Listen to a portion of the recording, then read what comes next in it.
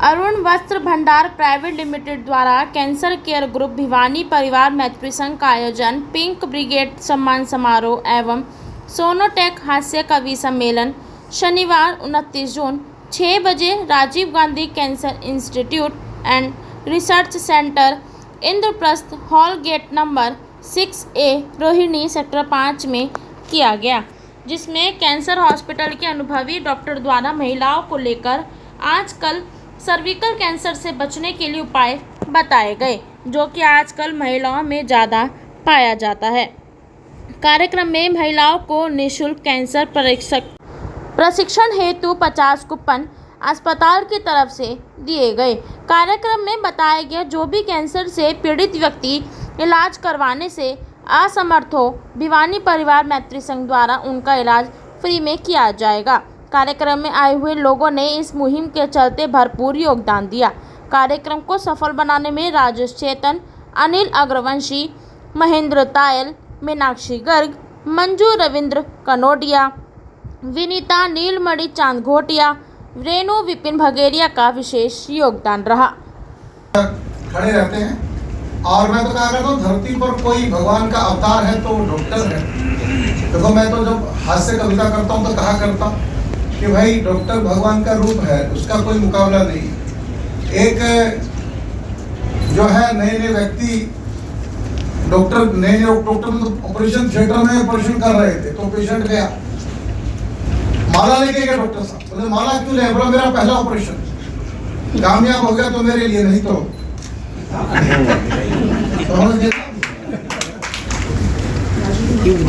Photo Anil भैया आ जाओ ना, एक एक दिया जलाएंगे। डर जा भाई, पहले तुम डरा लो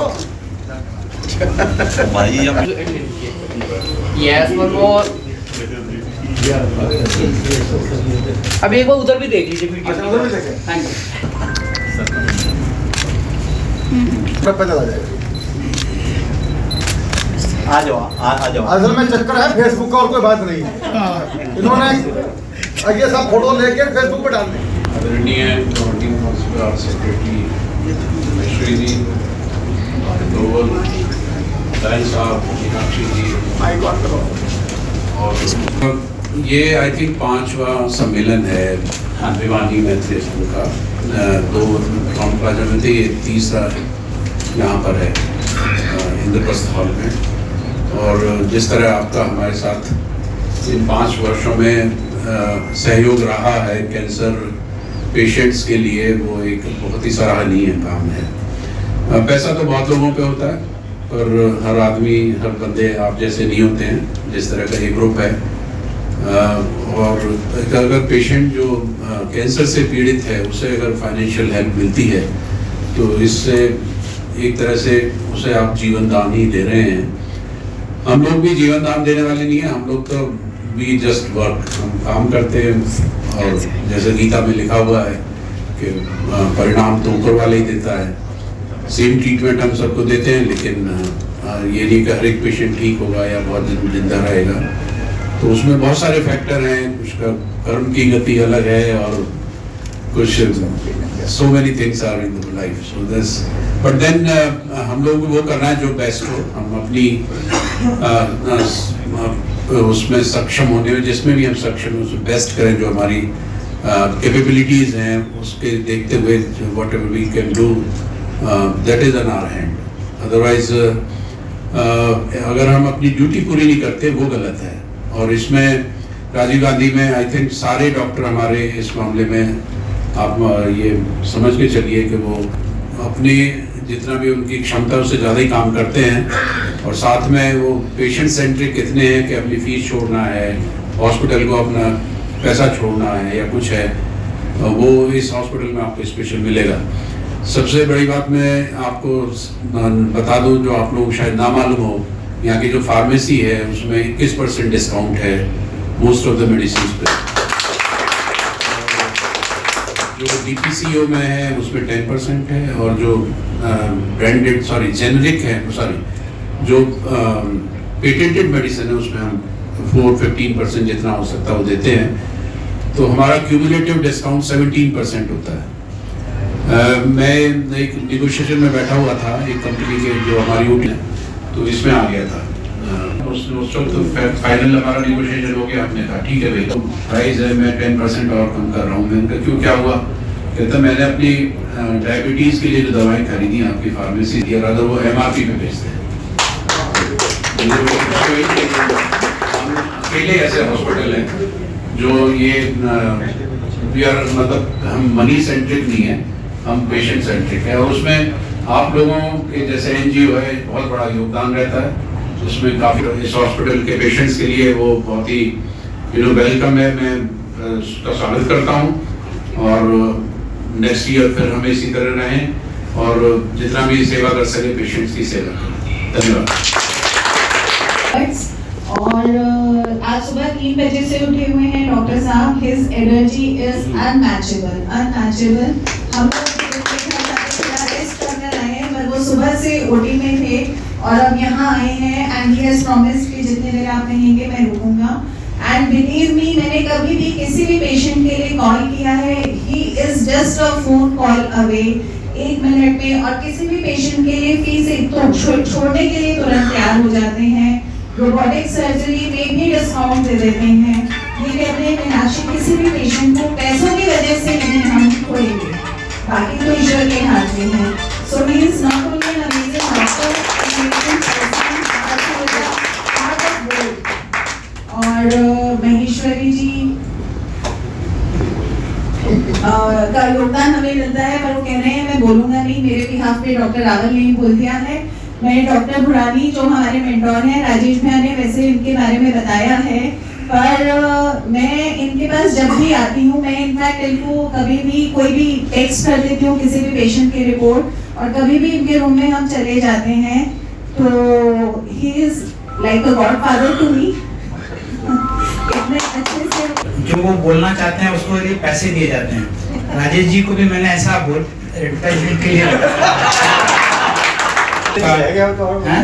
ये इस काम को कर रहे हैं। जो बीज डला था वो धीरे धीरे पेड़ बन रहा है। जैसे 300 हुए, अभी हम कह रहे हैं कि हम डबल करेंगे नेक्स्ट ईयर, तो इसकी बहुत सारे मतलब और ग्रोथ हो रही है। जैसे डॉक्टर रावल ने कहा कि पैसे बहुत लोगों के पास होते हैं, देता कोई नहीं है। ऐसे बिना, या तो उसको कुछ ना कुछ चाहिए, या तो कोई नाम चाहिए, कोई माला चाहिए। ये बहुत बड़ी बात होती है। हमारे इसमें जो भिवानी परिवार जो कर रहा है सच में प्रशंसनीय है। और मतलब हमने एक ही बार नहीं कर रहे हैं, हम हर बार कर रहे हैं। और ऐसे बहुत सारे परिवार हैं जो हर साल करते हैं। तो ये काम आसान नहीं है। बोलना आसान है, पर उसको जो देना, बार बार देना, अपने उसमें से निकाल के देना आसान नहीं है। अब ये अच्छी बात है कि ये जो टैक्स वाला भी जो हमारा हुआ है CSR का, तो उसके CSR का जो होगा तो उसमें और भी फंड जुड़ेंगे। बात शुरू हुई तायल साहब के बच्चे से, किसी को चाहिए था पैसा तो मैंने तायल साहब से लेकर उसको दिया। फिर 1-2 बार बात हुई तो मैंने बाकी लोगों के लिए भी उनको बोला, और धीरे धीरे ये पूरा भिवानी परिवार उसके साथ जुड़ गया। और सबसे बड़ी बात है कि जो जब पेशेंट आता है, डायग्नोसिस उसी समय होती है, तो वो मेंटली एकदम डिस्टर्ब होता है। और उसको जब बताओ कि आपके इतने लाख रुपए लगेंगे, कई लोगों के पास वो पैसे नहीं होते हैं, और उस समय पर आपको कोई भी सहायता भी नहीं मिलती है। अगर प्रधानमंत्री सहायता चाहिए या और भी कुछ चाहिए, इवन NGOs भी कई बार बहुत समय लगाते हैं। उस समय पर उसको उस समय सहायता देना, ये मतलब सही में जरूरत है। और हम लोग वो जो गैप है, मेरे को लगता है कि वो जो हेल्प है, इवन प्रधानमंत्री या मुख्यमंत्री जो भी NGOs हैं, उसकी जो उसमें गैप है, जो 1-2 महीने का जो गैप मिलता है, उस गैप को हम भरने की कोशिश करते हैं। यही एक जो विचार मेरे उसमें था। दूसरा ये कि ये जो हॉस्पिटल जब बना तो उतना बड़ा नहीं था। ये हमारे पड़ोस में इतना बड़ा कैंसर का, उत्तर भारत का सबसे बड़ा कैंसर का हॉस्पिटल बना, तो एज ए हमारी सोशल रिस्पॉन्सिबिलिटी बन जाती है कि यहाँ पर जो पेशेंट आता है उसको हम कुछ हेल्प करें। किस तरह से हेल्प करना वो अलग है, पर ये क्योंकि हमारे एरिया में है और काफी दूर दूर से पेशेंट्स आते हैं, तो हम इस हॉस्पिटल में हैं, जो इस पड़ोस में जो लोग रहते हैं, अगर उनको कोई दिक्कत होती है तो हम लोग उनकी देखभाल करें। एक तरह से जो म्यूचुअल बीच में अंडरस्टैंडिंग होनी चाहिए कि जो हमारे यहाँ जो गरीब पेशेंट है उसकी हेल्प हमको चाहिए तो आप लोग हेल्प करें, और जब हमारे पड़ोस के लोगों को कुछ हेल्प की जरूरत होती है तो हम लोग उसमें विशेष ध्यान दें। इस तरह का विचार एक जो हॉस्पिटल अलूफ सा ना हो, दोनों के बीच में एक कनेक्ट हो, ये थोड़ा सा विचार हम लोगों का था। उसी के आधार पर ये धीरे धीरे काम शुरू हुआ। बड़ी खुशी की बात है कि थोड़ा और आगे बढ़ रहा है, इससे हेल्प हो। और एक जो हम इसमें हेल्प करते हैं तो सबसे मिलके पेशेंट को थोड़ा सा पुश करना, उसके पास पैसा है थोड़ा तो उसको हमको पुश करना पड़ता है। जो लोअर मिडिल क्लास है उसकी हम हेल्प कर पाए, नहीं तो कहीं ना कहीं वो छूट जाता है। जो बहुत पुअर होता है उसके लिए गवर्नमेंट की बहुत सारी स्कीम्स होती हैं, जो लोअर मिडिल क्लास है वो उसके बीच में छूट जाता है, उसकी भी कहीं हेल्प हो पाए। इसके साथ मैं सबका धन्यवाद करता हूँ।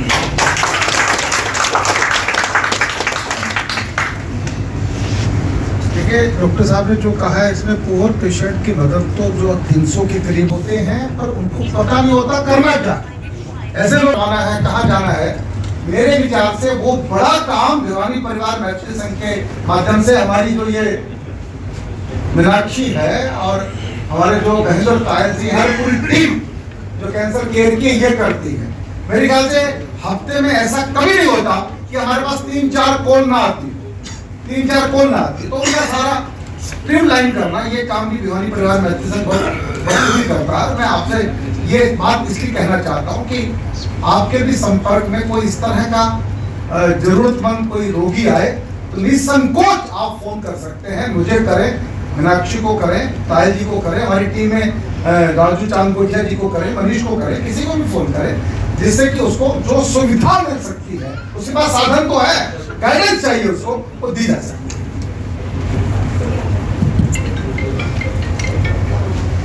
थैंक यू राजेश भैया and thank you doctor Bhurani. Actually में ये एक क्यूमुलेटिव एफर्ट है, जैसा कि डॉक्टर साहब ने कहा कि थोड़ा लोग मुझसे पूछते हैं कि आप 50,000 देते हैं उससे क्या होता है। 50,000 से जो सबसे बड़ा है एक मेंटल सपोर्ट इस पेशेंट को मिलता है कि एक मदद आ गई है तो और भी भगवान के प्रति उसका विश्वास बढ़ जाता है। और विश्वास करिए जिस तरीके से वो पेशेंट के अटेंडेंट्स वो चेक हमसे लेते हैं, और एक तो हम पेशेंट से मैं और राजेश भैया मिले थे और बाहर आकर मैं तो इतना फूट के रोई, राजेश भैया ने शायद खुद को रोक लिया था। तो वो जो उनकी आंखों में कृतज्ञता होती है, मैं I am very thankful to Mahendra Tayal ji and doctor Dinesh Bhurani and Rajesh भैया ऑफ कोर्स कि उन्होंने मुझे इतने अच्छे कॉज में जोड़ा है। दिल में जो तसल्ली होती है वो बहुत बड़ी है, और वो छोटे अमाउंट से भी जब हम सीएम फंड, पीएम फंड और उन सब चीज़ों में कनेक्ट कर देते हैं, ग्रेजुअली हम उस पेशेंट को बीमारी से भी बाहर ले आते हैं। क्योंकि एक मेंटल विल पावर और मेंटल स्ट्रेंथ बहुत ज़रूरी है पेशेंट के ठीक होने के लिए। और हफ्ते में 3-4 कॉल्स की जगह कई बार तो एक दिन में 3-4 लोगों के कॉल्स मेरे पास आ जाते हैं, जिसमें हॉस्पिटल से चाहे डॉक्टर डोवल हैं, चाहे डॉक्टर पंकज हैं, चाहे डॉक्टर मुरानी हैं, रावल साहब हैं and all the other doctors.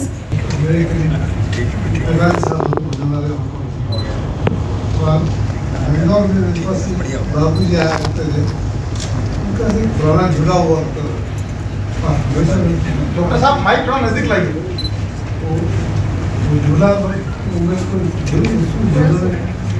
झूले में उसने कि उनको दवाई दी थी, मैं उनको एक प्रिस्क्रिप्शन देता था और वो मेरे को महीने में 2 पेशेंट में दवाई डालने के बाद ये सोचिए कि ये छोटी चीज़ें हैं, उनका हेल्प बहुत ज़्यादा है। पेशेंट की हेल्प थोड़ा कुछ मैंने बताई वो बहुत जरूरी है, और उससे हम पेशेंट की मदद कर सकते हैं और उनका सहयोग कर सकते हैं।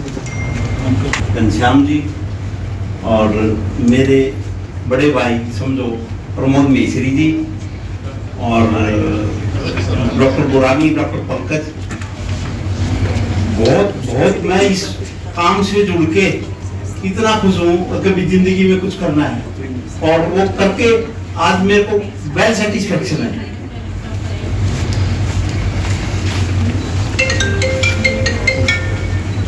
मैंने 2016-17 में ये थोड़ा प्रोग्राम जैसे कैंसर केयर का शुरू किया था, जब डॉक्टर बुरानी की प्रेरणा से 4-5 पेशेंट मैंने शुरू किए थे। आज 2024 में लगभग 338 पेशेंट हम इलाज करा चुके हैं। 338 पेशेंट के अलावा 300 पेशेंट ऐसे हैं जिनकी हेल्प नहीं थी, उनको हमने सही राह दिखाई। जैसे भाई साहब बैठे हैं और मतलब इतने हैं 300 पेशेंटों को हमने या डॉक्टर बुरानी या राजीव गांधी हॉस्पिटल में सबको राह दिखाई और वो वेल सेटिस्फाइड है। एक बच्चा तो इतना मतलब उसकी माँ और बच्चा इतना रो रहा था कि कैसे होगा बताऊं। उनको डॉक्टर बुरानी के पास ले गया और 2 साल में वो बच्चा आज भी कहीं भी सड़क पे मिल जाता है ना तो भी 10 साल का हो गया आज वो बच्चा इतना खुश होता है कि भी वास्तव में कोई काम हुआ। मेरे दोस्त का भूपेंद्र कौशिक का राजेश भाई तूफान आ गया घर में। क्या हो गया? कहता है भाई एक भतीजा है 19 साल का, उसको ब्लड कैंसर डॉक्टर बता रहा है। मेरे पास तो है डॉक्टर साहब, और तू ऐसे बोल रहा है कैसे कुछ हुआ नहीं? मैं कुछ नहीं हुआ, तू आ जा उसको ले। और डॉक्टर दिनेश बुरानी तो रोज देखते हो तो भूल भाग गए होंगे इस बात, लेकिन मैं इनको याद करवाना चाहता हूँ। मैं सवेरे 10:30 बजे इनके दरवाजे पहुंच गया उस 19 साल के नौजवान को लेके, और घर में तूफान था। क्या होगा? 19 साल का बच्चे के कैंसर हो जाए, सोचने की बात है। डॉक्टर साहब ने फर्स्ट काउंसलिंग में ही उस परिवार को संभल दिया, उस बच्चे का ट्रीटमेंट शुरू किया। उनकी जो काउंसलिंग थी जबरदस्त थी। उसी दिन परिवार के अंदर राहत आनी शुरू हो गई, और आपको सुन के अच्छा लगेगा 6 महीने के बाद वो बच्चा 100% ठीक कर दिया डॉक्टर साहब।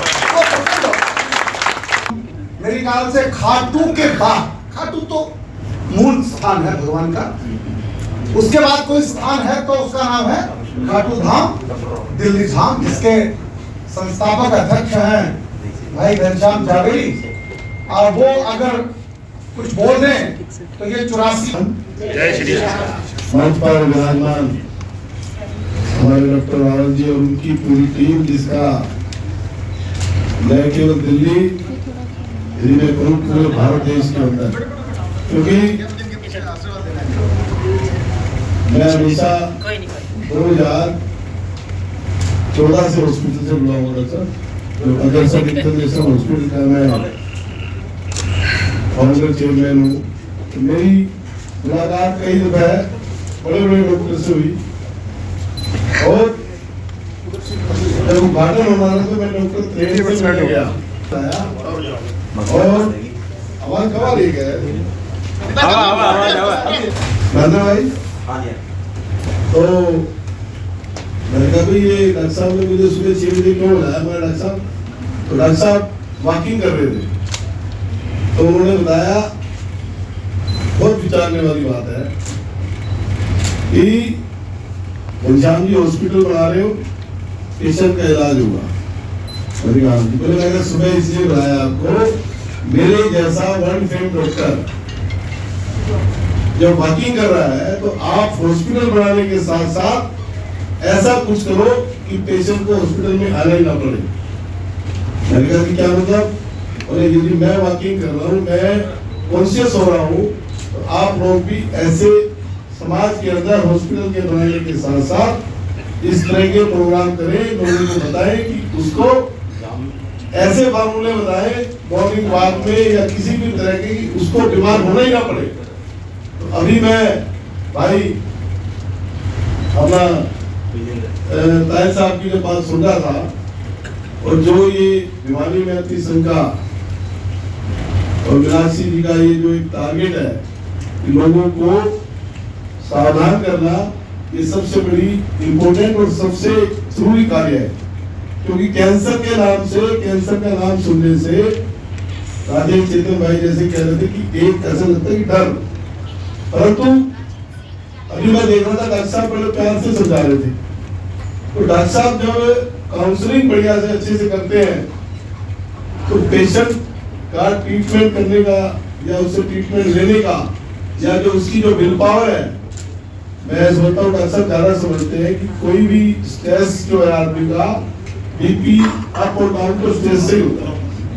और जब आप किसी हॉस्पिटल में जाते हैं और डॉक्टर ने कह दिया जी इलाज आपको ऐसे ही करना पड़ेगा, मिसिस को अंदर भेज दो, आप बाहर जाइए, और मिसिस को कहा भाई आप जो है ना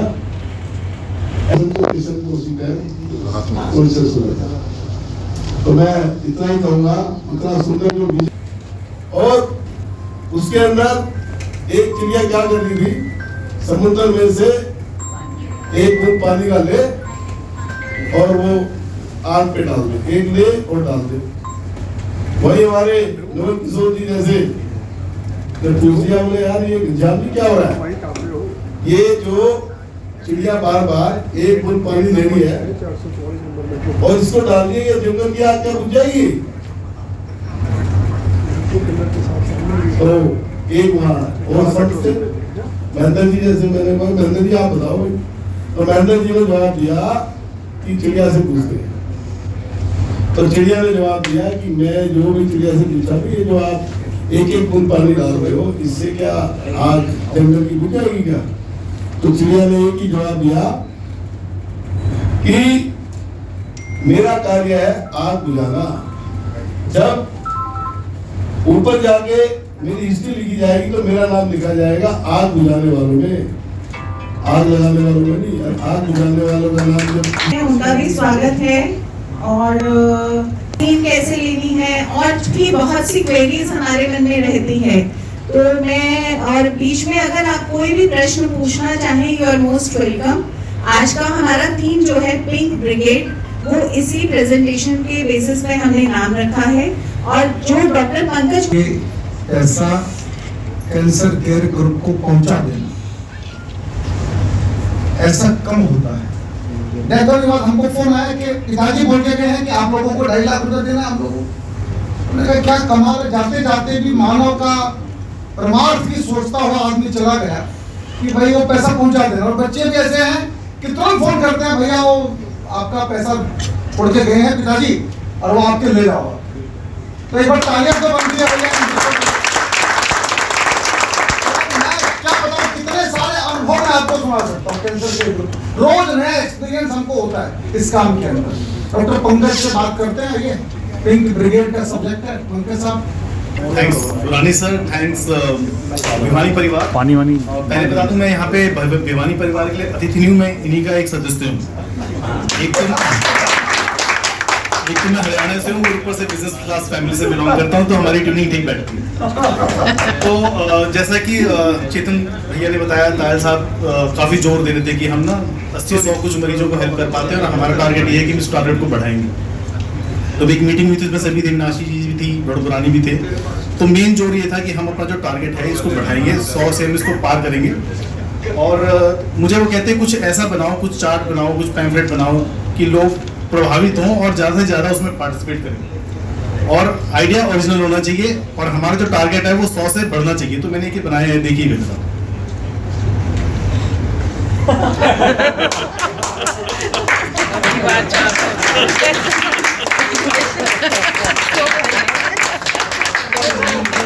की बात 405, 400 देश से डॉक्टर साहिब हुए थे, ब्रेस्ट कैंसर पे ही थी। सबसे ज्यादा ध्यान से कौन सुन रहा था इसमें, नोट्स बना के सुन रही थी मीनाक्षी जी, सबसे आगे बैठी हुई। आगे मैं पूछूंगा कि किसी को मैं डिस्प्ले करूंगा, आप बताएंगे कि ये कर क्या रहे हैं। पहचान तो आप गए होंगे, पर आप ये बताएंगे कि ये कर क्या रहे हैं। ये हाथ में कुछ पल्स ऑक्सीमीटर जैसा कुछ पकड़ा हुआ है, ये वीडियो गेम खेल रहे हैं या गॉगल्स पहन के कुछ टीवी देख रहे हैं, क्या कर रहे हैं? कोई गैस करना चाहेगा? कहता है कि इसमें कुछ क्वेश्चंस भी रखना, और सिंस वुमेन से रिलेटेड है तो कुछ इस तरह के क्विज रखना कि लोग जीत पाए, कुछ कर पाए, इस टाइप के कुछ इंटरैक्टिव रखना चाहिए। चॉकलेट मिल जाए। तो मोस्ट कॉमन 3 कैंसर महिलाओं में कौन से पाए जाते हैं? जो भी जवाब देगा उसको इनाम मिलेगा। हाथ खड़ा कर सकते हैं, जो भी ये तस्वीरें थोड़ा विचलित कर सकती हैं, कमजोर दिल वाले हैं तो आप कुछ बेशक हो सकता है ना देखें, पर दिखाना जरूरी है, क्योंकि जहां पर हम एक बात कर रहे हैं कि हम future of robotics, future of treatment की बात कर रहे हैं, पर ग्राउंड रियलिटी क्या है एक्चुअली। हम क्या पेशेंट जो मैंने अपने पिछले 10-12 साल के एक्सपीरियंटेड है, कॉस्ट इश्यूज नहीं है, उसको प्रैक्टिस करेंगे तो चांसेस ब्रेस्ट कैंसर के बढ़ जाते हैं।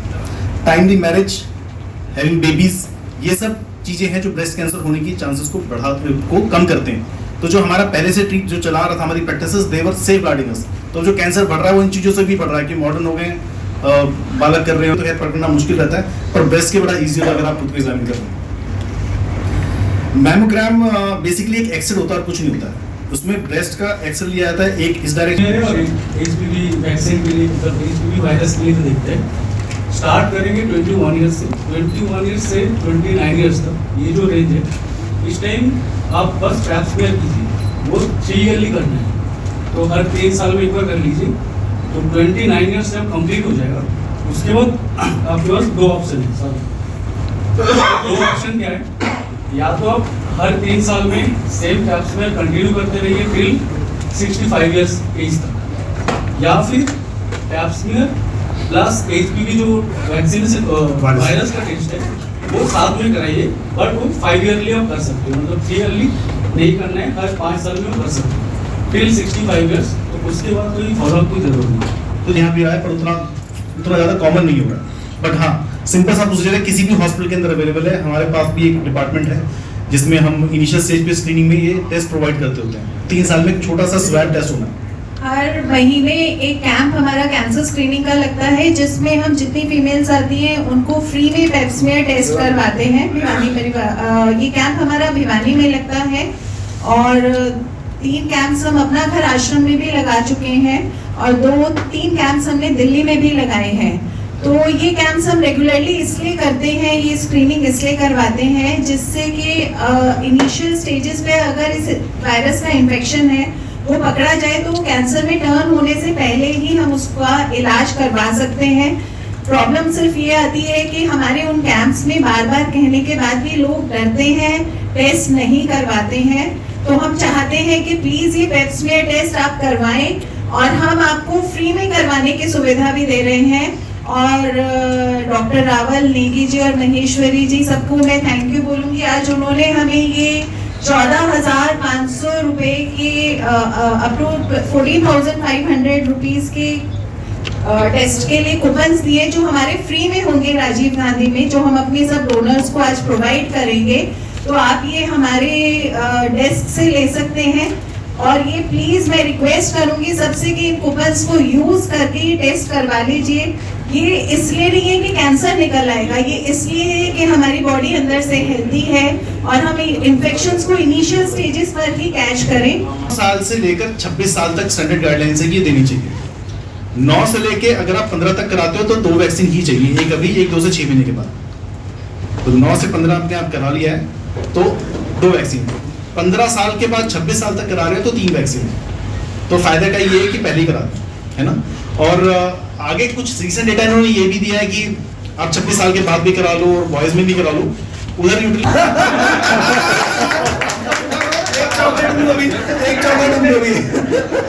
तो सत्य जो जी बायोप्सी कराते हैं, बायोप्सी कराते हुए लोग कहते हैं कभी कैंसर फैलना है। वो भी 2 सवाल भी है इसमें, तो सवाल ये पूछते हैं कि ये फैल तो जाएगा घर में छोटे बच्चे हैं जी, घर में वो लेडी है वो प्रेग्नेंट है जी, साथ में खाना खा सकते हैं क्या जी, बच्चों को साथ में सुला सकते हैं क्या जी। ये सारी उनको एंजाइटी, उनको लगता है कि हम पता नहीं क्या अछूत होने जा रहे हैं, घर से हमें अलग हो जाना चाहिए, फैल जाएगा, प्रेगनेंसी है, ये है वो है। तो ये सब धारणाएं गलत है। ज्यादातर यही सोचते हैं, और ये कहते हैं पहले छेड़ ना दिए काम बैठ जाएगा। हाँ।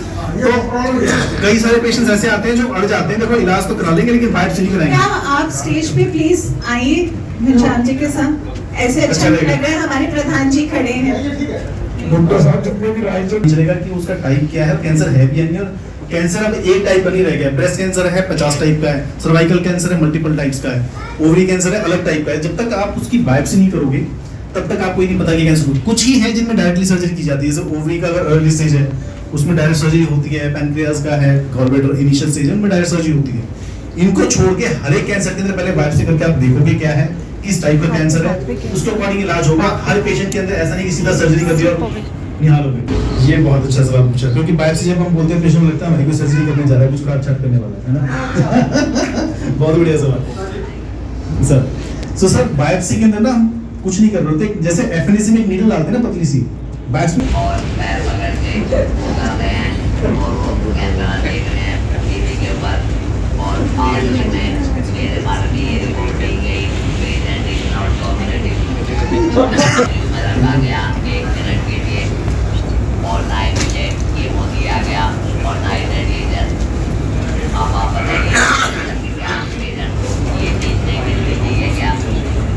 वही बता रहा हूँ, आप कहाँ पे ट्रीटमेंट करा रहे हो। कोई एक्सक्लूसिव कैंसर हो रहा है ऐसा नहीं है, उसको ऐसे कहा जाता है कि CF से पता नहीं क्या हो जाएगा, हम कैसे बन जाएंगे।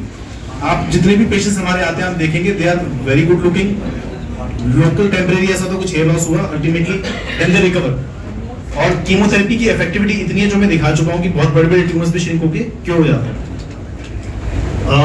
कीमोथेरेपी पेनफुल नहीं होती है, लॉन्ग टर्म साइड इफेक्ट्स कुछ नहीं होते हैं। एक हालांकि कि ये जो कुछ टेस्ट होते हैं ब्रका टेस्ट जो कि पेशेंट्स में किए जाते हैं जिनमें ब्रेस्ट कैंसर की संभावना ज्यादा लगती है, तो शी स्टार्ट ये जय भिवानी जय भवानी हमारा नारा आपने यहाँ लगाया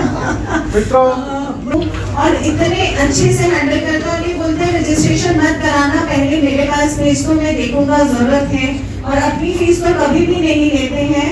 प्लस इतने अच्छे से काउंसलिंग कर देते हैं कि जिस पेशेंट बहुत बढ़िया। देखिए हंसते खाते कितने अनिल भैया आए हुए, उनका भी बहुत उनका डेली लाइफ वही है।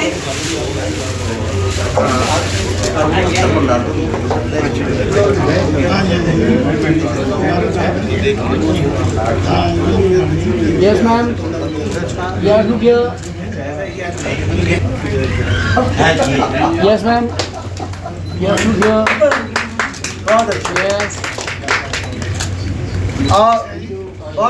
आप एक का करना चाहते हैं, 2 का करना चाहते हैं, 5 का करना चाहते हैं, कोई दिक्कत नहीं, जो भी आपका मन हो दीजिए, आप खुले मन से दीजिए। ये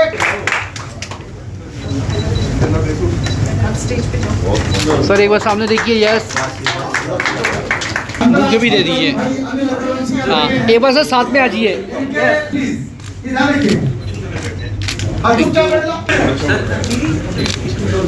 यस सर। अनिल जी आए गोल्डन मसाले वाले और आप भी आइए प्लीज। प्रमोद जी के नाम है हमारे सचिव भैया की वजह से। Yes sir, look here. मैं फिर से उनका धन्यवाद करती हूँ। ठीक है। यस सर, सामने देखिए।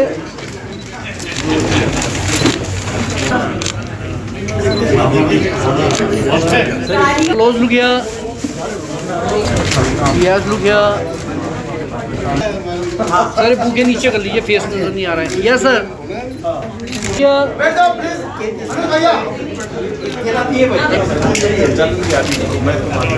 Thank you. Yes ma'am.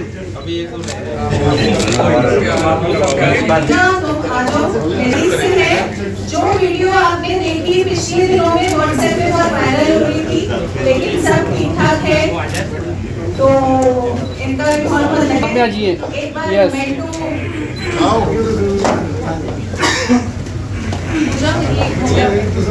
Yes look here. Meenakshi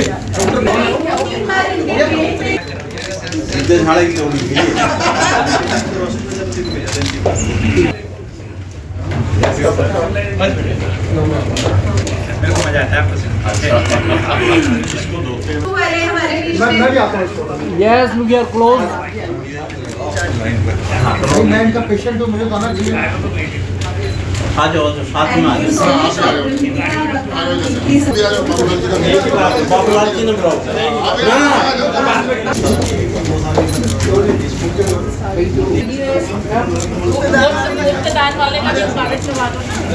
camera लगा हुआ, थोड़ा साइड से हो जाओ।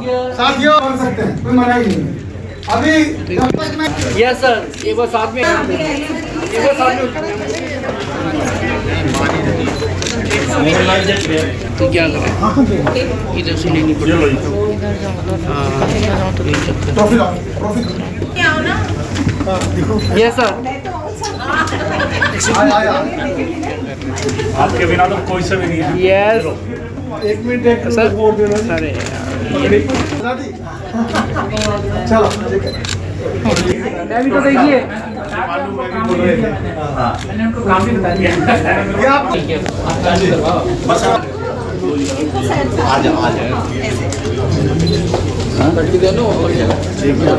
सिंगल जी और शशि भाभी अब ग्रुप बना लीजिए अच्छे से। Yes sir. हाँ जी मैम, सामने देखिए आप भी। Yes close. वेट कैसे रहेंगे?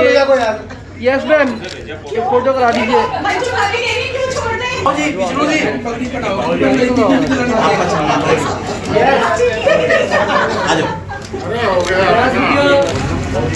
मनीष जी,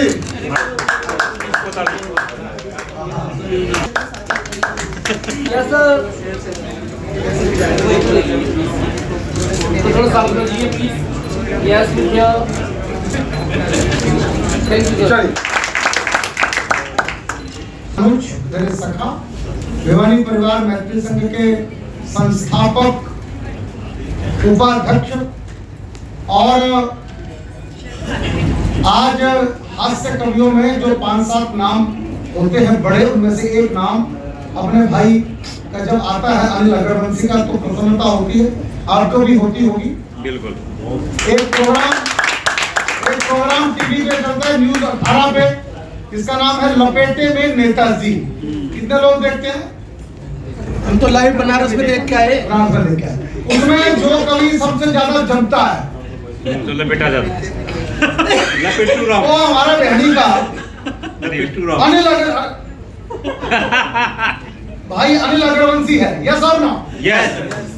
40 करोड़ सपना चौधरी को बनाने वाला कोई चैनल है तो और आप तमाम लोगों की उपस्थिति को नमन करता हूँ। 2 मिनट की भूमिका इस बात की, हास्य की कितनी भी बात कर ले हम, लेकिन सही बात ये है कि पिछली बार भी मैंने डॉक्टर भुरानी जी को बताया था 1998 में या 97 में मेरे पिताजी को जब कैंसर हुआ, लगभग 30 वर्ष हो गए, तो मैं इस हॉस्पिटल में आता था। सबसे पहले तो उनकी नाक पे कैंसर था, तो कीमोथेरेपी कराने के लिए मैं उनके साथ लगातार आया। फिर बाद में उनका कैंसर क्योर हुआ और कई साल तक उनको बड़ा आराम रहा, इस बात से राहत मिली। डॉक्टर एक दीवान जी थे, उन्होंने उनका ट्रीटमेंट किया और यहाँ डॉक्टर ए के जैना होते थे, उपस्थित थे। वो कार्यक्रम मजबूत हुआ और आज कुशल ने 10 सालों के अंदर पूरे देश में जो पहचान बनाई। कुशल मूलतः है नोएडा में रहते हैं, उत्तर प्रदेश से है, लेकिन एक बेहतरीन कवि जो नया उभर के आया, जो आज कुमार विश्वास की टीम का हिस्सा बन गया, ऐसा मेरा छोटा भाई कुशल। वो 10 मिनट जितनी देर चाहे 10 मिनट में जो मर्जी जो सरस हो, जो उनको सुनाना वो सुनाए, लेकिन किसी कवि को ये ना लगे कि अली के शहर में, अली की धुनी में गए थे, राजेश भाई के भिवानी परिवार में गए थे, सोनोटेक के कार्यक्रम में गए थे, लोगों ने तालियां बजा देना जोरदार एक बार कुशल आप सबकी पावन उपस्थिति को नमन करता हूँ। आपने मेरे स्वागत सम्मान में जो घनघोर तालियां बजाई हैं, उसके लिए मैं और मेरे होने वाले बच्चे आपके आभारी रहेंगे। बहुत सारे लोग तो ऐसे बैठे हैं जैसे बैठने को ही आए हों, लेकिन आज एक सौभाग्य को मैं जीना चाहता हूँ। जिन लोगों के होने से दुनिया खूबसूरत है, जिनके होने से हमारी मुस्कुराहट है, इस दुनिया की मुस्कुराहट है, ऐसे हमारे चिकित्सकों की उपस्थिति को प्रणाम करता हूँ। तमाम तरीके की बातें हो रही हैं, प्रबुद्ध लोग बैठे हैं, पढ़े लिखे लोग बैठे हैं, आप सबकी उपस्थिति को प्रणाम। आप ऐसे पढ़े लिखे हैं जो आकाश को छूने के बाद भी जमीन से जुड़े हुए हैं। हम कभी कई बार ऐसे पढ़े लिखे लोग मिल जाते हैं जो आकाश में रहते हैं, उनकी स्थिति खराब है। नहीं, अगर आप ज्यादा पढ़े लिखे आदमी से 10 भैंस खड़ी करके पूछो कि भैया कितनी भैंस खड़ी हैं, वो सीधा सीधा मुंडी गिन के नहीं बताएगा, वो टांगों से गिनना शुरू करेगा, फिर उसके बाद 4 से भाग देगा। और अगर गलती से भी एक टांग गिनने में कम रह गई, फिर हमें आके बताएगा भैया 9.75 भैंस। ऐसी पढ़ाई नहीं होती।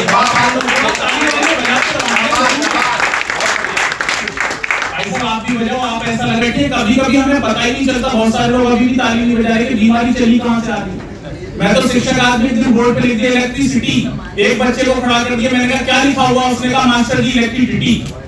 पूरी क्लास हंसी, पढ़ाई नहीं। मैंने कहा अपनी मम्मी को लेकर आना, मम्मी आप में से कोई सीधी सर्जन सी आई। मैंने कहा कि आपका लड़का इलेक्ट्रिसिटी को इलेक्ट्रिसिटी बोलता है, पूरी क्लास हंसी है, पढ़ाई नहीं हो पाती।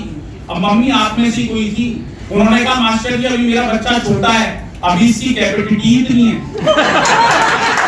तब मुझे समझ में आया पूरा वायर ही खराब है। मुझे 10 साल से पता है, लेकिन आप फोकट की पब्लिसिटी क्यों कर रहे हो? बाबा जी ने कहा बेटा ये तीनों के तीनों अनपढ़ गवार जाहिल हैं, इन्होंने तो कभी यूनिवर्सिटी का मुंह ही नहीं। बहुत बहुत धन्यवाद आप सभी का। और सबसे पहले तो मैं भिवानी परिवार मैत्री संघ, सोनोटेक कैसेट्स और राजीव गांधी कैंसर इंस्टीट्यूट आप सभी का धन्यवाद करता हूँ कि इतना अच्छा काम आप लोग कर रहे हो। लोगों की बड़ी कुर्ता तो बहुत सुंदर लग रहा है, मैं चुप फिर थोड़ी देर में बोली कुर्ता तो कमाल लग रहा है। मैंने कहा तू कितनी कह रहे, मैं तेरे को साड़ी नहीं दिलाऊंगा। बोले ना ना मैं तो यूं कह रही हूँ कुर्ता ही सुंदर लग रहा है, शक्ल तो वही बंदर जैसी है तो स्वर्ग में जाता है तो उसको अप्सराएं मिलती हैं। भाई बोले बिल्कुल ठीक। बोले फिर हमें क्या मिलता है? भाई बोला तुम्हें मिलता बंदर। बोलिए तो भगवान की बड़ी गलत बात, हमें वहां भी बंदर। आप लोग धीरे धीरे पकड़ रहे हो, मैं आप लोगों की समझदारी देखता हूँ। एक शराबी आदमी शराब पी के घर आया तो घरवाली लड़ने लगी तो शराबी बोला तू चुप हो जा, मोटी काली करूटी दत्तो कहीं की। वो बोले तू चुप हो जा बेवड़े, आप कहती हो क्या कर रहे? बोले तू चुप हो जा बेवड़े नशेड़ी शराबी कहीं के। इतना सुनते ही बहन जी शराबी हंसने लग गया। बोली हंसता क्यों है? अब बात समझ आए तो पीछे तक ताली बजाना, समझ आए तो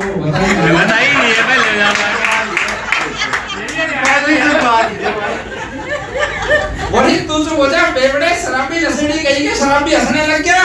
बोली हंसता क्यों है? बोले मैं तो सुबह ठीक हो जाऊंगा।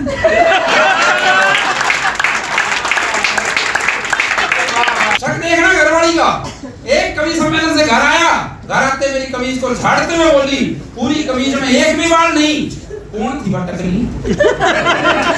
अधिकारी ने कहा बोले बैंक में खाता है। बोले जी अब तक तो खाता लगा घर पे ही। अगर लोन दे दोगे इतना शरीफ होता है जी जाट, सच्ची बात है। एक बार एक झाट नेता बन गया तो आता भक्ता विषय में भाषण देने चला गया। अब भाषण सुनना उसका। बोले दोस्तों आता हत्या करना पाप है, अन्याय है, अत्याचार है। इससे बड़ी आदमी खुद को गोली मारने को ठीक। सारी मेरी भी होगी।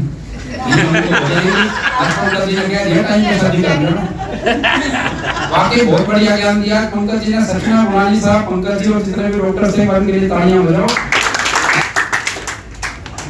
पूजा क्यों करवाओगी प्रभु? आप तो 3 लोग के नाथ हो। बोले तू बहुत बड़ा अंतरराष्ट्रीय कवि बढ़ेगा, धरती पर 2 लोगों से बच के रही हो। विष्णु भगवान बोले मुझे बोले किस से बोला तो नेंदरताल से।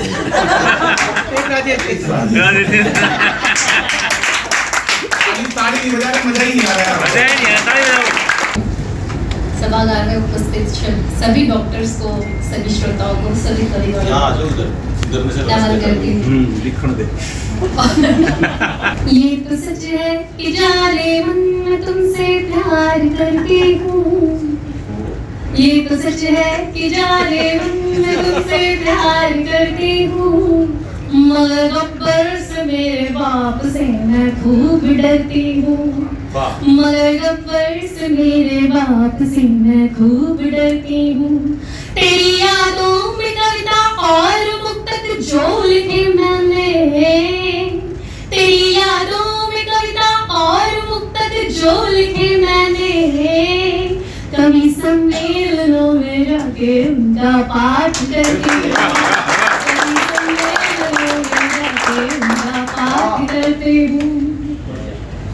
जो होठ कुछ समय पहले तक मोदी जी को गालियां दे रहे थे, वो होठ आजकल जेल में थरथरा रहे हैं, जेल से बाहर आने के लिए तड़पड़ा रहे हैं। एक मुक्तक सुना रही हूँ। मेरा बीपी मेरा शुगर है मोदी चेक करवाओ, तुम्हारे हाथ में सब कुछ मुझे बाहर निकलवाओ। मेरा बीपी मेरा शुगर है मोदी चेक करवाओ, तुम्हारे हाथ में सब कुछ मुझे बाहर निकलवाओ। फ्री की दारू पिलाई है ये केवल दोष है मेरा, फ्री की दारू पिलाई है ये केवल दोष है मेरा। मैं तो कट्टर ईमानदार हूँ, मुझको न तड़पाओ। कट्टर ईमानदार हूँ, मुझको न तड़पाओ।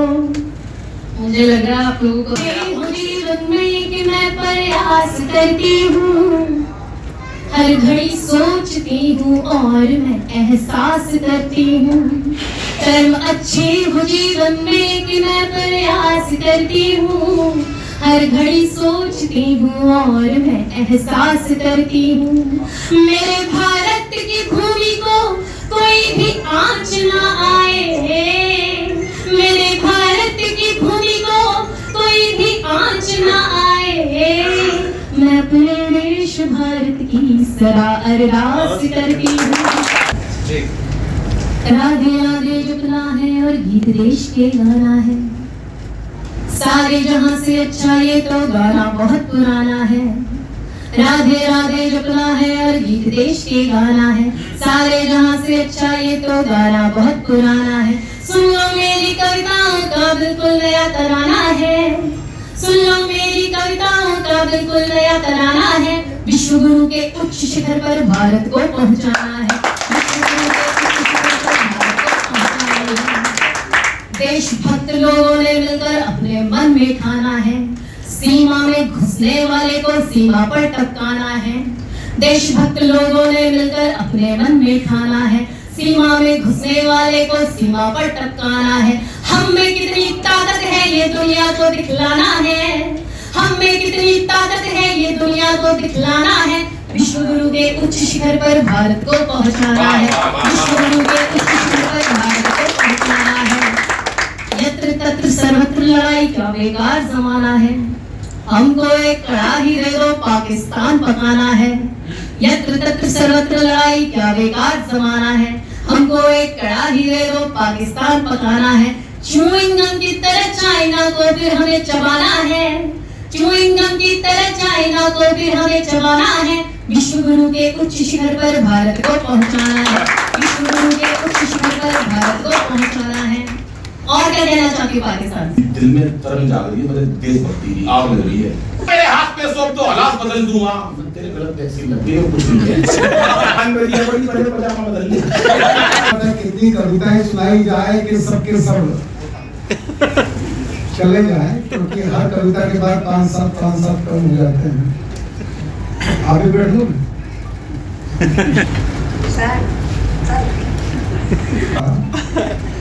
मेरी के लिए मान्यता है, जब ज्यादा लोग सुनते हैं तो लगता है कोरब सुन रहे हैं,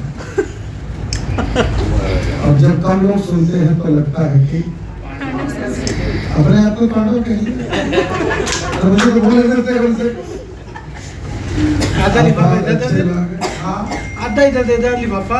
अरे भैया ये कुर्सी को भी सांस लेना पड़ता, उठते बैठते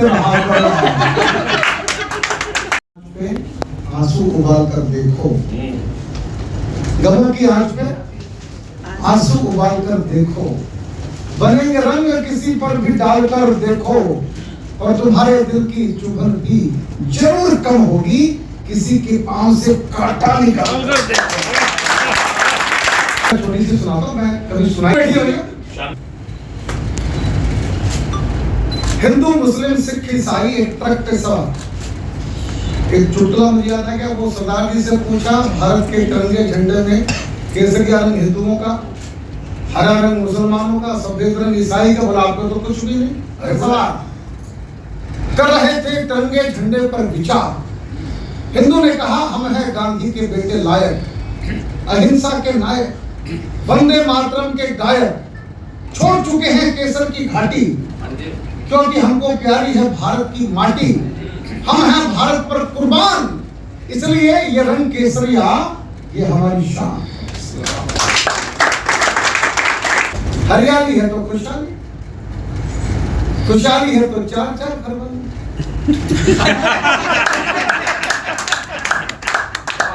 और तुम्हारी तरह 1 या 2 नहीं, 1 दर्जन बच्चे पालने से भी नहीं डरते हैं, इसलिए इस हरे रंग पर मरते हैं। ये हरा रंग हमारी समृद्धि का सितारा है, इसलिए हमको प्यारा है। तालियां कहने से बजाते हैं। ईसाई ने कहा सफेद यानी शांति, शांति है तो भाईचारा, इसलिए हम भाइयों को चारा डालकर ईसाई बना रहे हैं। मंदिर मस्जिद गुरुद्वारों पर सफेद झंडा लहरा रहे हैं, और जिस दिन भारत के कोने कोने में ईसाइयत का झंडा लहराएगा, उस दिन ईसा मसीह भारत में जरूर आएगा। ईसा मसीह को दीजिए सम्मान और करिए तिरंगे को प्रणाम। सरदार जी बोले, जी सुना, सरदार जी बोले, जो बोले सो निहाल, सत श्री अकाल, और बोलो सत श्री अकाल। और बताओ कि पहले मुर्गी आई थी कि अंडा? तो क्या कर लेगा तुम्हारा झंडा? जो साथ में नहीं होगा डंडा। डंडा। इसलिए झंडे में डंडे की शान निराली है और इस डंडे से ही भारत की रखवाली है। तो हम हैं भारत के चौकीदार, पंच प्यारों के अवतार। देश की रक्षा ये हमारा नारा है, इसलिए ये डंडा हमको प्यारा है। इन चारों की बात को सुनकर ट्रक ड्राइवर को गुस्सा आया, जोर का ब्रेक लगाया और कहा, झंडा डंडा तो ठीक, अशोक का चक्का भूल गए और अपने मजहब पर ही भूल गए। मुझे तो लगता है ये अशोक का नहीं, अशोक का ट्रक का चक्का है और ये हम ड्राइवरों की पहचान का पक्का है। और तुम चारों भी, कविता यहाँ से शुरू होती है, और तुम चारों भी भारत के इस ट्रक के पहिए बन जाओ और इस ट्रक में पंचर करने के बजाय मिलकर कदम बढ़ाओ। तो ये ट्रक नहीं भारत के विकास का रथ बन जाए। तो ये ट्रक नहीं भारत के विकास का रथ बन जाएगा और इस पर सवार भारत नहीं,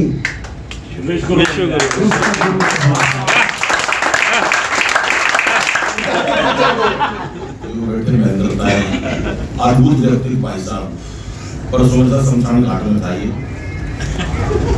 मर गया था और क्या माफी नहीं बना कोई बाबूजी कोई चला गया, मर गया था, चले गए। तो वहाँ पर क्या हुआ था, वो बढ़िया बात सुनी। तो मनीष यार तू टेलीफोन बंद कर दे यार, तू देख मेरे आपको इस पवित्र मन से भगवान को साक्षी मान के कि वो प्रभु ऐसा करेंगे कि मैं ये सोचता हूँ कि 99%, बाकी 1% तो ईश्वर सब कुछ उसी के हाथ में है। लेकिन उससे डर के कह रहा हूँ कि भिवानी परिवार मैत्री संघ में राजेश शेखर और उनकी टीम, मैं वादा करता हूँ निर्विरोध आएगी।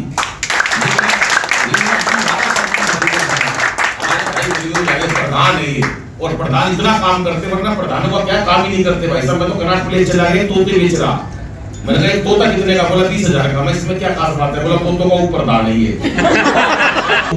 बहुत जिंदा दिल लोग, इनके मन में किसी अलग अद्भुत भावना है। शमशान घाट पे जैसे ही मां बैठे, एक आध चिता जल रही, राजेश चेतन का मन उपजा, पसीजा, बोला नहीं भाई एक मन में बात है। मैंने कहा बता, बोला यार जो आदमी मर गया ना, इसको 30,000 रुपए देने के, और ये चला गया। मैं मरे हुए आदमी के पैसे मैंने आज तक कभी जिंदगी में नहीं रखे, मैं क्या करूँ। मैंने कहा दे दे, इसने 20,000 रुपए निकाले, लकड़ियों के बीच में फंसा दिए, चिता के बीच में 20,000 राजेश चेतन। इतने में विमल गोयल का प्यार जाग किया, बोला नहीं भाई जिंदगी में किसी का नहीं खाया, बहुत उपकार कर रहे हैं, 30,000 रुपए मेरे को भी दे। क्या करेगा, इसने 30,000 रुपए निकाले, विमल गोयल ने लकड़ियों के बीच में फंसा दिए। महेंद्र का है, उन्होंने हो गया, करवानी भाई 1 लाख रुपए मेरे को भी देने। मैंने अच्छा 50,000 मेरे को भी देने। मैं अच्छा भाई क्या करेंगे, बाहर टेलीफोन करा, तो मेरे को अटैच ही लेके आया, उसमें चेक उसमें 1 लाख का चेक भरा, 1 लाख का सरकार दिया, 50,000 और 20,000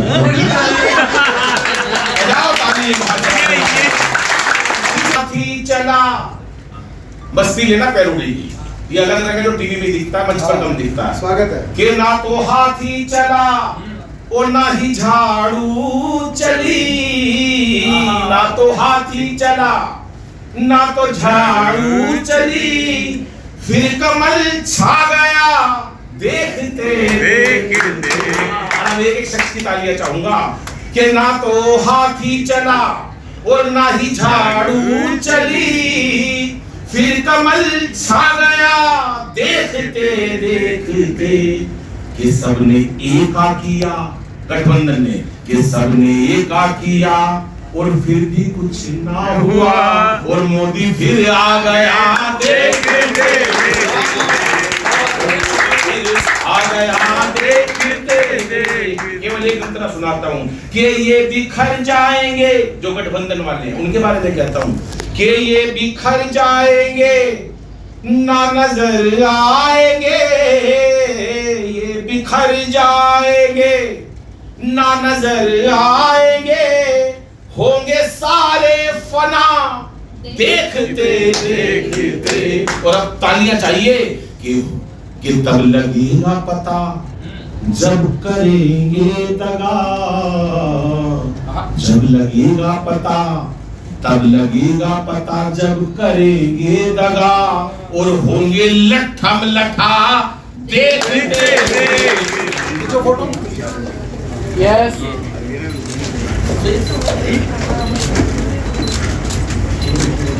चलिए बहुत बहुत नमस्कार सर, आपका उज्ज्वल न्यूज़ में बहुत बहुत स्वागत है। आज जो यहाँ पे कैंसर को लेके यहाँ पे जो प्रेजेंटेशन भी दी गई तो उसके बारे में क्या कहेंगे sir? Presentation doctor Pankaj Goyal ने दिया था और जो सरल शब्दों में जो गंभीर बात है, जो गूढ़ बात है, उसको उसने बड़े अच्छे तरीके से समझाया। मेरे को लगता है कि काफ़ी लोग जो मिसकंसेप्शन है कैंसर के बारे में, काफ़ी कुछ लोगों के इसके कम क्लियर। आपने कैंसर के बारे में बताया तो ज़्यादातर कैंसर है जो लड़की में ही पाया जाता है और बॉयज़ में ही पाया जाता है, तो उसके लक्षण के बारे में क्या बताएंगे? एक बार डॉक्टर पंकज से पूछ लीजिए, बताएंगे आपको। देखिए, स्तन कैंसर का जैसे भी मैंने बताया कि रूटीनली हर महीने हर लेडी को खुद को एग्जामिन करना चाहिए, नहाते हुए या लेटते हुए। और कोई भी गांठ हो या फिर स्किन में कोई चेंजेस हो या बगल में कोई गांठ हो या कोई पेन होना शुरू हो या पेनलेस स्वेलिंग भी हो या फिर सिमेट्री जो है ब्रेस्ट की चेंज हो जाए या निप्पल अंदर चला जाए, किसी भी सूरत में किस तरह का कोई भी लक्षण हो तो अपने डॉक्टर को किसी को दिखाना जरूरी है। मेरा आपसे एक क्वेश्चन रहेगा, जो भिवानी परिवार मैत्री संघ जो है इतना कार्यक्रम करती रहती है, सामाजिक कार्यक्रम करी और आज से कैंसर को लेकर भी उन्होंने अच्छा कार्यक्रम किया, इसके बारे में क्या कहेंगे? ये जो है बहुत ही अच्छा कार्यक्रम है। मतलब इसमें जो लोग हैं वो हर हफ्ते 50,000 रुपये देते हैं। लोग हर साल पिछले 2018 से लगातार हर साल डोनेशन देते हैं। भिवानी परिवार एक बहुत अच्छा काम कर रहा है। ये किसी चाह में नहीं है कि हमको ये पुरस्कार मिलेगा या मेरे को ये फेम मिलेगा।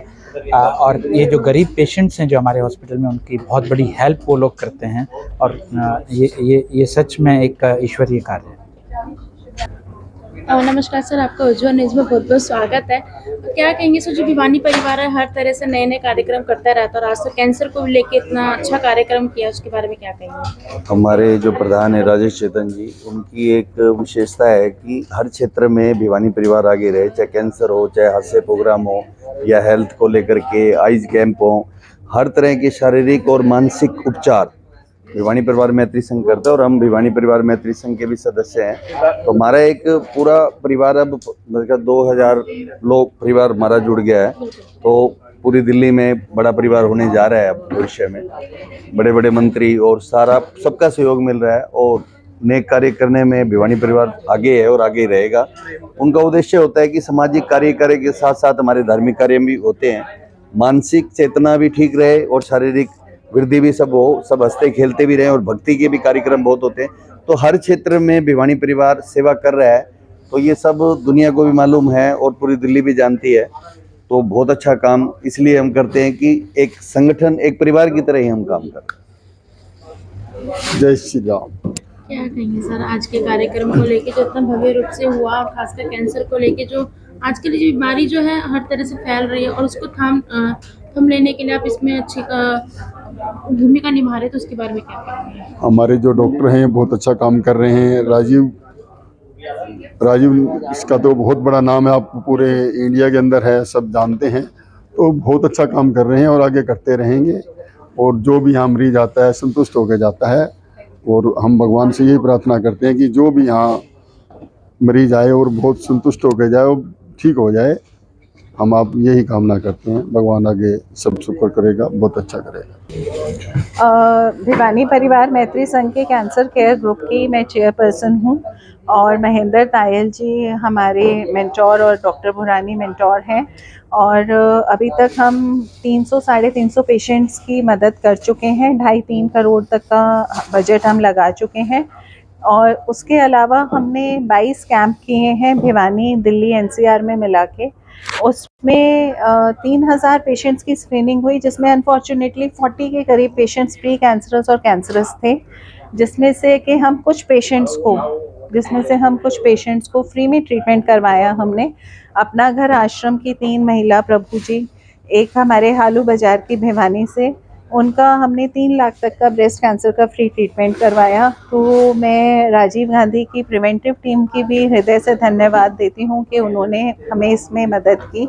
और मेरी यही अपील है आपके चैनल के माध्यम से कि आप प्लीज़ अपने टेस्ट करवाइए और डरे ना, ये ना सोचें, क्योंकि कबूतर को अगर बिल्ली को देख के आँख बंद कर लेता है तो बिल्ली गर्दन दबोच लेती है। हमें कबूतर नहीं बनना है, हमें बिल्ली को देख के आंख बंद नहीं करनी है, हमें टाइम से अपने सब टेस्ट करवाने हैं, खुद को बचाना है। तो और ऐसा नहीं है कि कुछ निकल आएगा तो हमें कुछ हो जाएगा, कुछ निकल आएगा तो हम बच जाएंगे। टाइम से इलाज करवाएंगे तो जीवन को बचाया जा सकता है। तो हम डरे ना इस बीमारी से, अपना टाइम से इलाज करवाएं, समय समय पर चेकअप कराते रहें। हमारे माध्यम से भी अगर आप करवाना चाहते हैं, हम प्रिवेंटिव टीम के आज हमें हॉस्पिटल की तरफ से 14,500 कॉस्ट का एक कूपन हमें मिला है, जिसमें 14,500 तक के टेस्ट फ्री में होंगे। हम उसके लिए राजीव गांधी हॉस्पिटल का भी धन्यवाद करते हैं। तो धन्यवाद।